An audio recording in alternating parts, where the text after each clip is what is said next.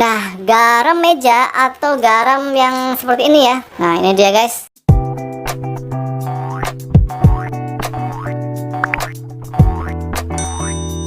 Manfaat garam untuk tanaman agar semakin subur. Nah, buat teman-teman nih para pecinta tanaman hias, tanaman buah ataupun tanaman hortikultura harus pantengin channel ini guys. Karena kenapa? Karena cuma channel inilah yang membahas tentang seputar tanaman jenis apapun ya, agar bisa menghasilkan tanaman yang berkualitas dan subur tentunya. Seperti di video kali ini saya akan bahas seputar tentang manfaat garam buat tanaman agar subur hasilnya. Garam yang biasa kita temui di dapur itu mengandung yodium. Selain yodium, ternyata garam juga mengandung natrium guys. Nah, natrium ini ternyata merupakan nutrisi yang dibutuhkan oleh tanaman juga, tapi dalam bentuk dosis yang kecil ya.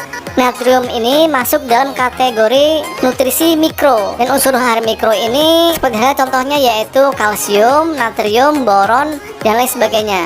Maka walaupun garam ini biasa dipakai oleh manusia untuk kebutuhan masak-masak, tapi juga bisa diperlukan untuk nutrisi pada tanaman, yaitu mengandung unsur hara mikro, unsur hara natrium. Nah, lalu cara penggunaannya gimana? Nah, ini dia.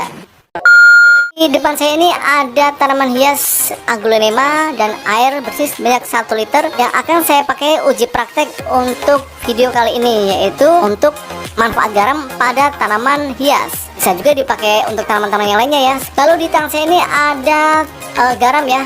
Ini garam meja yang mengandung yodium. Teman-teman mungkin biasa mendapatkan garam seperti ini di dapur ya. Mereknya bebas, yang penting garam untuk masak yaitu yang beryodium. Jangan memakai garam krosok atau garam kasar ya, itu tidak mengandung yodium yang biasa dipakai untuk pengawetan es agar tidak cepat mencair. Jadi pakailah garam yang beryodium dan mengandung nutrisi natrium. Nah, garam meja atau garam yang seperti ini ya, itu mempunyai nutrisi natrium. Natrium ini manfaatnya untuk tanaman adalah untuk kesehatan akar dan batang tanaman guys. Jadi kalau ingin tanamannya itu batangnya kokoh ya, misalkan untuk tanaman aglaonema ini yaitu batangnya walaupun tinggi dia tidak loyo ke kiri, bengkok kanan, bengkok kiri, akarnya juga panjang ya, sangat keras. Nah, itulah nutrisi yang diperlukan untuk kesehatan batang dan akarnya. Tapi ingat juga guys, unsur natrium yang berlebihan untuk tanaman itu bisa juga membuat pertumbuhannya terhambat atau stagnan. Jadi sekali lagi, penggunaan garam pada tanaman juga harus jangan terlalu berlebihan ya. Sekali lagi, unsurnya adalah natrium merupakan unsur hara mikro, jadi tingkat kebutuhannya sangat kecil.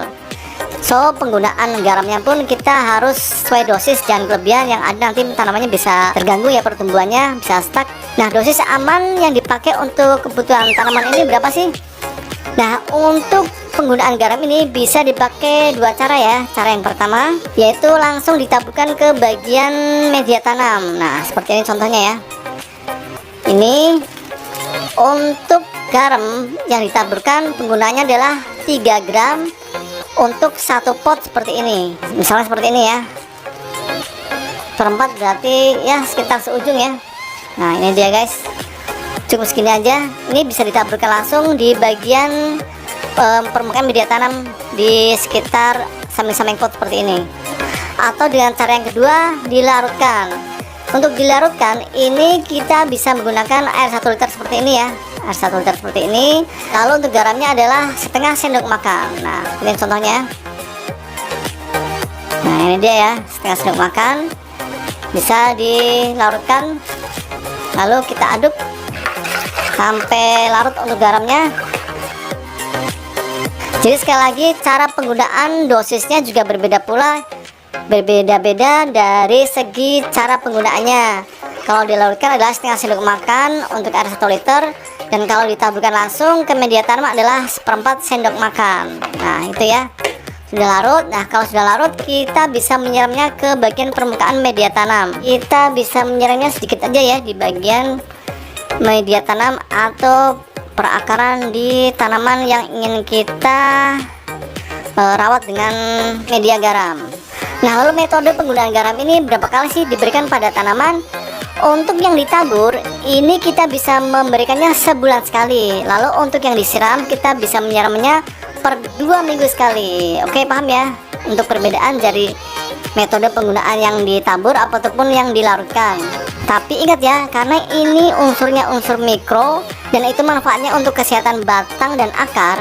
Karena kalau ingin untuk mendapatkan kesehatan batang dan akar, itu kita bisa mendapatkan dari unsur hara makro, yaitu di unsur P atau fosfat atau fosfor.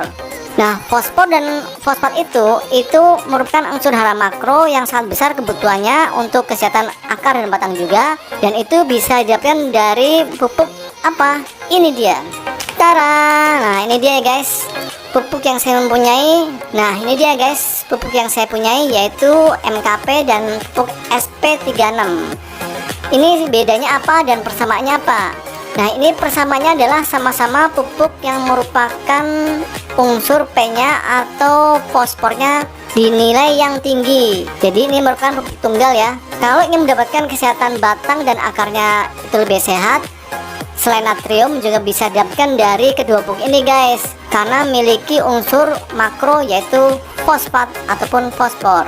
Lalu perbedaannya dari SP36 dan MKP ini apa? Sama-sama memiliki unsur P yang tinggi. Nah, bedanya untuk SP36 ini pupuknya sulit larut di dalam air ya. Jadi biasa dipakai untuk pupuk dasar atau pupuk permulaan untuk memulai dari merawat tanaman apapun. Lalu MKP karena ini mudah larut dalam air, maka biasa dipakai untuk pemupukan susulan. Jadi itu bedanya ya. Ini sekedar informasi aja untuk nilai nutrisi yang bisa menyehatkan batang dan akar selain dari unsur hara natrium yang terdapat pada garam. Oke ya, sekarang paham kan cara penggunaan garam pada jenis tanaman-tanaman tertentu, mulai dari cara penggunaannya hingga pada manfaatnya. Oke ya, semoga bermanfaat video kali ini. Jangan lupa subscribe dan tekan loncengnya. And sampai ketemu di video berikutnya guys. Dadah.